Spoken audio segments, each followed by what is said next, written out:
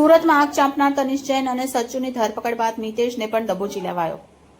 Model આંચલસિંહ Mitesh જૈનની સાથે બોલચાલ બંધ કરતા મર્સિડીઝ સળગાવી હતી. શહેરના વેસ્ટ વિસ્તારમાં રહેતી મોડલ આંચલસિંહની મર્સિડીઝ કારને આગ લગાવી હતી તો પોલીસે મિતેશ જૈનના મિત્ર નિતેશ અને સચ્ચુ રાયની ધરપકડ કરી હતી. આ બનાવ મામલે મોડલ આંચલસિંહે ગંભીર આક્ષેપ કર્યા હતા. મિતેશ જૈને પોતાની સાથે સંબંધ રાખવા માટે ધાકધમકી પણ આપતો હતો અને મારી નહીં તો કોઈને નહીં કહી આંચલને એસિડ એટેક કરીને સળગાવી દેવાની ધમકી પણ આપતો હતો. આંચલસિંહ ક્યાં જઈને કોને મળે છે સહિતની વિગત જાણવા માટે કારમાં જીપીએસ સિસ્ટમ પણ ચિપકાવી હતી. આરોપીએ મોડલના સગા સંબંધીઓની કારને પણ નુકસાન પહોંચાડ્યું હતું.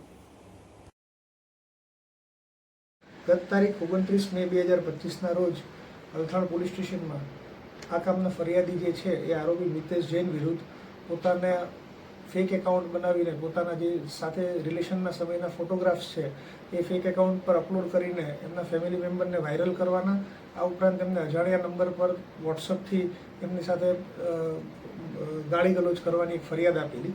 જેના આધારે અલથાણ પોલીસ સ્ટેશને જે આરોપી જે છે મિતેશ જૈન એને વડોદરાથી સયાજીગંજ પોલીસ સ્ટેશને અટક કરેલ હોય તેની પાસેથી કાયદેસર રીતે પકડી લાવીને આજરોજ જે છે ગઈકાલે અટક કરેલ છે અને આજરોજ એને યોગ્ય જામીન રજૂ કરતા જામીન મુક્ત કરેલ છે.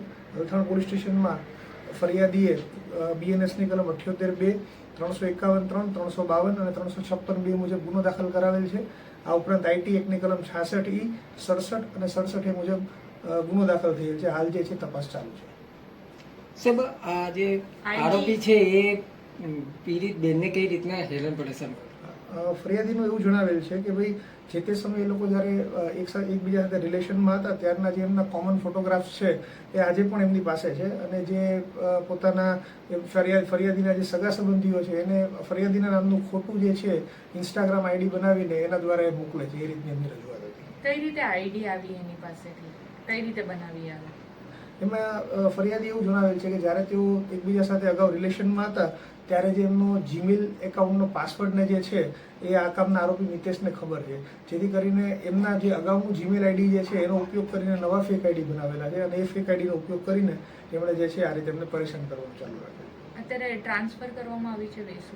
જી, જે અગાઉ એક વેસુ પોલીસ સ્ટેશનમાં કાર સળગાવવાનો ગુનો નોંધાયેલો છે એમાં પણ જે સહ આરોપી જે છે એમને એમના નામ બાબતે ઉલ્લેખ કરેલ છે, જેથી અમે હાલ જે છે આરોપીને વેસુ પોલીસ સ્ટેશન ખાતે ટ્રાન્સફર કરી નાખેલ છે. સાહેબ, આ જે આરોપી છે એ પીડિત બેનને મારબી મારતો હતો? માર મારવાની હાલ કોઈ એમને રજૂઆત અમારી સામે કરેલ નથી.